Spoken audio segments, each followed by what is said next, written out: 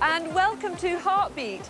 Here we are with another 25 minutes packed full of ideas, and today the theme is fantasy. And Tony's back in the studio. I'll be seeing him later. But I'm down here on the beach because there's a very, very beautiful creature that lives in the sea. Well, we think she lives in the sea. She's half human and she's half fish. Of course, it's a mermaid. And I thought, what a great place to make a mermaid down on the sand. And I've got lots of help. Hi! These girls and boys are from Westgate Primary School, and you're all here to help me make a mermaid, aren't you? Now, what sort of things do you think we need? What else? What about shells? Shells, wonderful, right. You go and collect all that stuff, and I'll find a wonderful place to do it. Okay, off you go. Well, what a perfect day down on the beach, lovely sunny weather. I'll go off and find a place now to build this mermaid. See you later.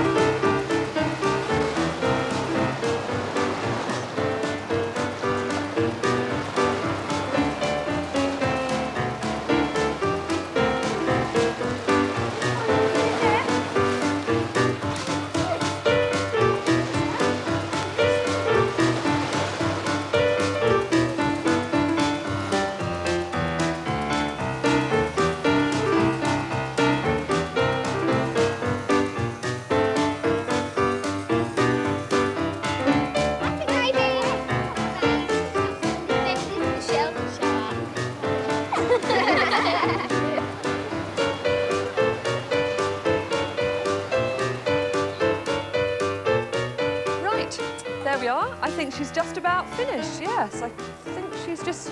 I wonder how the rest are getting on. Right, oh great, you've got some stuff. Wonderful. Oh, rope, that's what we need. Right, why don't we put it all down? And has anybody got any shells? Right, shells over there by the tail. Take those over there, put those by the tail. And what else we got? Seaweed, wonderful.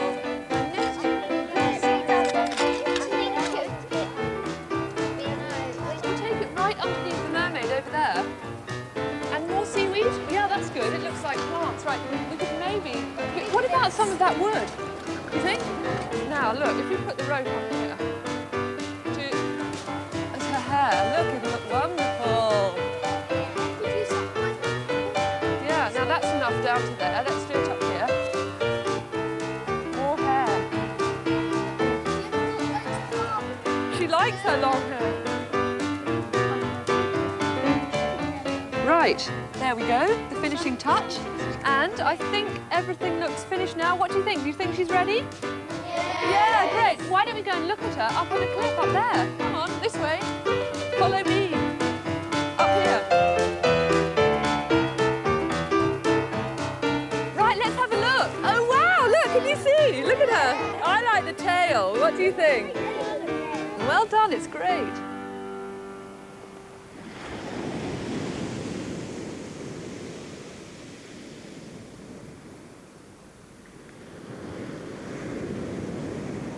Well, that looked like a very nice day in Margate. Now, I'm cutting out a little character so that I can tell you a story about King Midas. It's a fable. And Midas had done a great favour to one of the Greek gods. His name was Dionysus. And Dionysus had said to Midas, well, thank you very, very much. You can have any wish you like.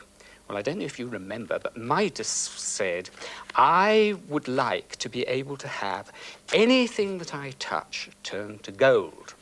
Well, Dionysus didn't really think it was a very good idea, but being a god and having said he could have anything, he had to. So he said, well, I don't think it's a terribly good idea, Midas, but when the sun rises in the morning, you will have your wish. So when the sun rose in the morning, Midas woke up, ready to make his golden touch. Do you see how I've made him so that he can move about like that? Nice way to tell a story, I think. And so, of course, he was going to touch his rose. And when he touched the rose, it turned to gold. Of course, he was absolutely delighted to see that he had his power. And then he saw that bowl of fruit and the bread, and he thought, I'll touch that too.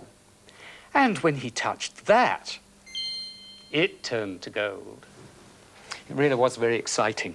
Midas got dressed and went to see what else he could do with his golden touch. I think when he saw the palace cat, he probably had forgotten because he said, "Morning, Tiddles," and touched him. And he turned to gold. He thought that was really rather funny. But then he saw his daughter's little doll. He thought she'll love to have a real golden doll. But of course, when he touched it, it turned to gold. Trouble was, his little daughter didn't like it. She didn't want a heavy golden doll. Poor old Midas. He went over to console his daughter, and she turned to gold. Well, this was appalling. Poor Midas. The only thing he could do was to go back to Dionysus, and he'd say, "I'm afraid you were right. Can you help me?" And Dionysus said, "Yes, we can. Go down to the river, our river, get a pitcher of water, take it back to the palace, and just let water pour over all the things you want to turn back from gold." So, when he got back to the palace, he took up a position where he could pour water. And what I've done is to make him rather like I did when he was in bed, so that he can tip the water, you see. And if I make it like that, we could then put in some paper to make it look as though the water is pouring out of the pitcher. Like that. And as the water came onto all the golden things that were there, one after another, they all turned back to how they were before. So everyone was happy again. But what worries me is when Midas had the golden touch, when he was dressing and whatever he was doing, why didn't he turn himself to gold? Ah, well, it was a fable, and anything can happen in a fable.